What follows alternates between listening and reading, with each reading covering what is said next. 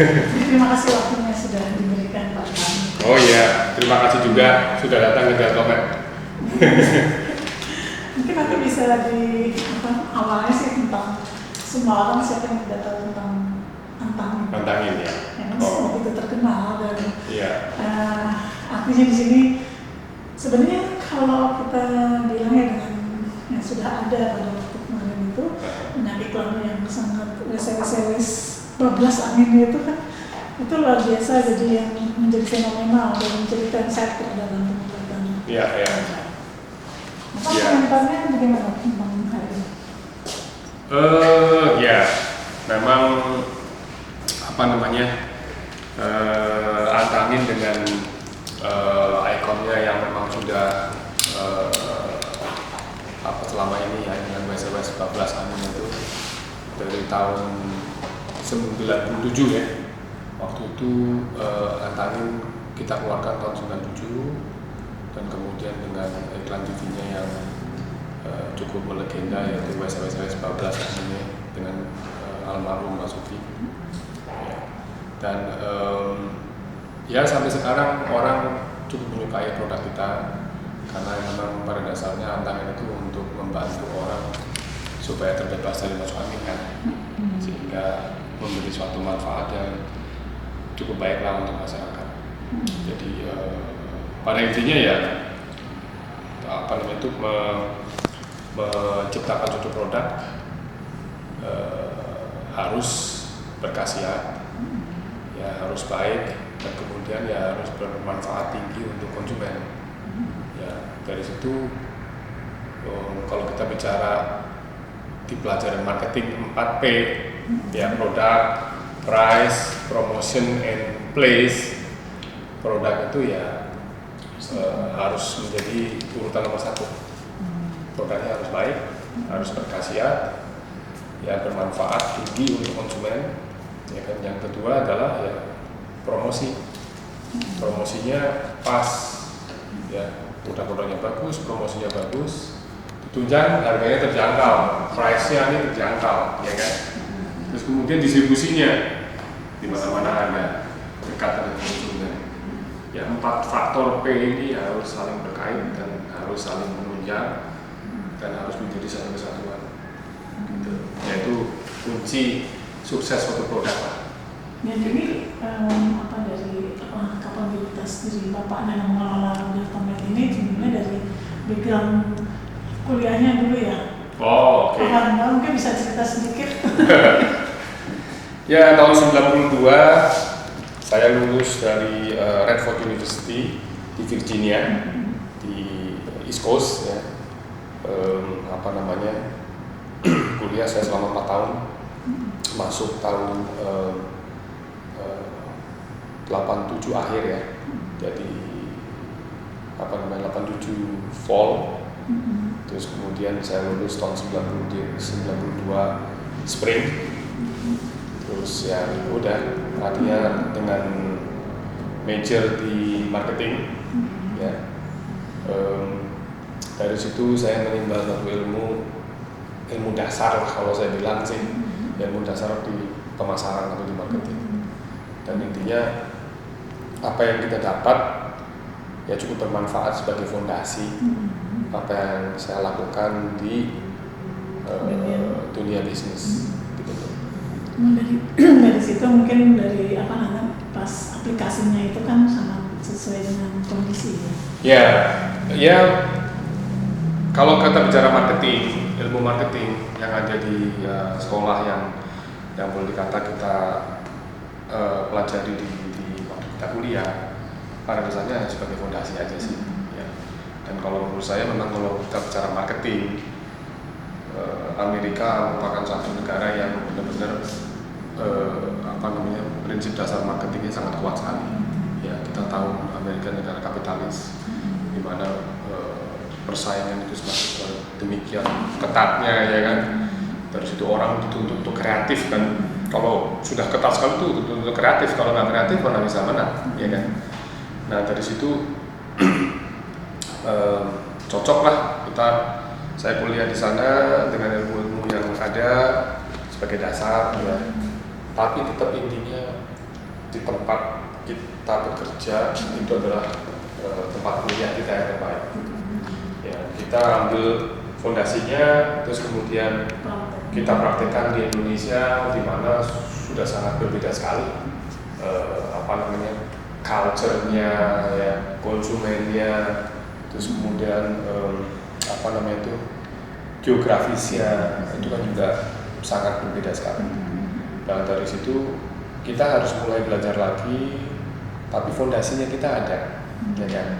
Artinya kalau kita bicara marketing itu kan ilmu yang sangat luas sekali, nggak ada ilmu pastinya, ya kan?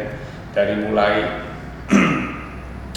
bagaimana kita melihat consumer behavior itu ilmu itu kan ada. Terus kemudian advertising, ya kan? Bagaimana kita beriklan dengan baik, ya kan? Terus kemudian ya kalau saya bilang market research, ya kan, marketing research itu kan penting. Bagaimana kita meriset market yang ada di Indonesia, ya kan? Ilmu-ilmu dasar itu yang membuat saya, oh ya ini saya udah pernah belajar gitu loh. Terus kemudian saya praktekkan, baca-baca lagi, gitu loh. Jadi sangat bermanfaat lah.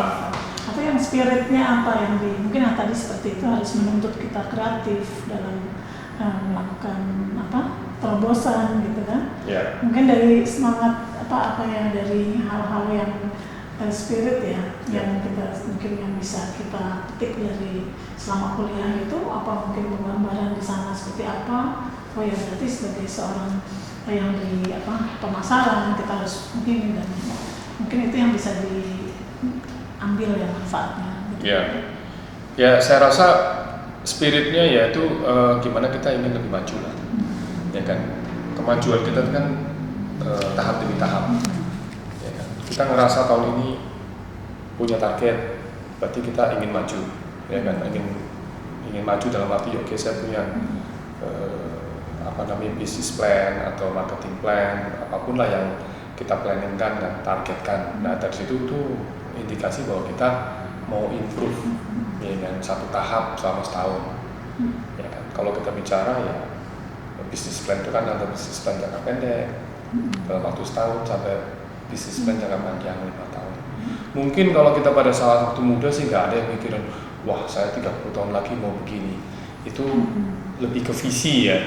Kalau kita bicara apa sih yang mendasari spirit kita untuk kita maju ya visi kita. Kalau visi kita itu ke depan besar, ya spirit kita cukup besar juga untuk bagaimana menuju ke situ, ya kan. Tapi istilah kalau ngomong itu langkah besar, ada juga langkah-langkah kecil kan. Nah langkah-langkah kecil itu yang kita lakukan setiap tahun. Merancang target, terus kemudian bagaimana action plan. Nah dari situ kita mulai satu-satu. Ya, oke, anggap aja target naik 20%. Terus kemudian kita bagaimana mengarah sampai 20% itu. Dari situ banyak yang kita lakukan, dari mulai marketingnya, dari mulai mungkin distribusinya, iklannya, dan sebagainya. Ini ya yang menjadi spirit kita. Kemudian kalau sebenarnya kalau dilihat dari era sekarang ini pengobatan herbal itu seperti apa Pak? Petanya. Oke, kalau bicara herbal di Indonesia sekarang sedang populer karena semua orang kan ingin yang aman, terus kemudian yang kira-kira green ya, dari alam gitu. Jadi herbal di Indonesia sudah mulai orang teredukasi untuk mengonsumsi sesuatu yang alami yang herbal gitu. Dan masyarakat pun teredukasi dan mulai sudah lebih open karena mereka banyak dengar dari Amerika, dari Eropa, dari negara-negara Asia yang lain, itu mereka sudah mulai mengonsumsi herbal kan. Boleh dibilang ya lebih aman dikonsumsi dan kemudian tidak berefek negatif di jangka panjang. Nah kalau yang di posisi Deltomed sendiri, kalau dilihat ya dalam pemberitaan dan segala macamnya dan saat ini Deltomed berada di leading gitu ya, kalau saya boleh katakan demikian. Kalau menurut Bapak bagaimana?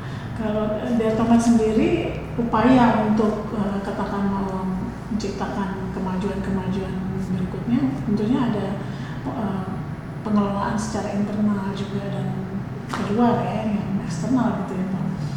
Yang itu apa yang dilakukan oleh Bapak, mungkin bisa dijelaskan?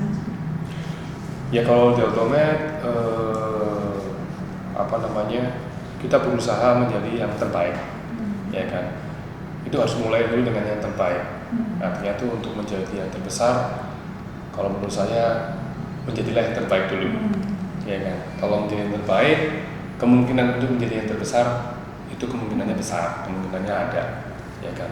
Tapi kalau kita sudah tidak bermimpi untuk menjadi yang terbaik, kemungkinan untuk bisa menjadi yang terbesar rasanya kecil. Gitu. Jadi ya upaya itu sebenarnya secara otomatis dan berjalan dengan sendirinya ya. Bagaimana how to improve our quality, ya kan. Gimana kita secara manajemen pun juga lebih improve terus dari hari ke hari. Ibaratnya orang lah, artinya itu bagaimana kita improve kita punya penampilan, kesehatan, ya kan. Kalau kita nggak mikir ke situ ya lama-lama sakit. Tapi kalau kita improve terus pengen sehat, ya kita bisa punya umur panjang, lebih sehat gitu. Jadi itulah yang kita lakukan di Dertomat, bagaimana bisa menjadi yang terbaik. Kemudian kalau malah dari saya baca juga Bapak sempat ya waktu itu tidak kurang rasa-rasem gitu ya Pak, untuk waktu dipercaya oleh ayah sekarang setelah pulang dari Amerika itu bisa cerita sedikit, itu nggak seperti itu. Jadi ya. Jadi saya rasa itu umum ya, setiap idealismenya orang yang mungkin baru lulus ingin mau menemukan jati diri itu, saya rasa hampir waktu saya usia hampir istilahnya umur 24, 25 itu kan spiritnya masih punya ide yang ide yang mungkin besar ya, ingin sesuatu hal yang sesuai dengan keinginan, itu umum lah. Jadi waktu pertama kali ya intinya namanya orang pengen usaha sendiri deh, nggak usah sama orang tua gitu. Dan ya kita cetuskan dengan saya mau usaha, waktu itu mungkin kayak mau usaha permen lah, mau usaha furniture atau mau usaha toko dan sebagainya, punya butik ini itu yang pokoknya yang selama kita waktu kuliah tuh punya angan-angan gitu. Ya kan nggak kepikir nih angan-angan saya mau nerusin bisnis orang tua lah. Kayaknya pengen kalau bisa kan namanya sudah biasa mandiri di luar, terus kemudian kita pengen juga itu mandiri lah, ya kan, tanpa bergantung orang tua. Saya rasa itulah yang mendasari saya pada saat itu. Terus sejalan dengan itu, kemudian dengan pengalaman-pengalaman yang ada yang saya lakukan, dengan ada beberapa yang gagal, ya kan. Dari itu saya akhirnya merasa terpanggil bahwa sebenarnya apa yang saya lakukan sih sebenarnya nggak jauh-jauh lah, bisnis yang dari orang tua ini yang memang sudah disediakan, tinggal diteruskan, kenapa nggak dikembangkan jadi lebih baik, ya kan. Dan kemudian saya rasa juga dengan dasar-dasar yang sudah diturunkan dari orang tua ini kan sebenarnya sudah ada, tinggal kita bagaimana lebih berkreatif untuk supaya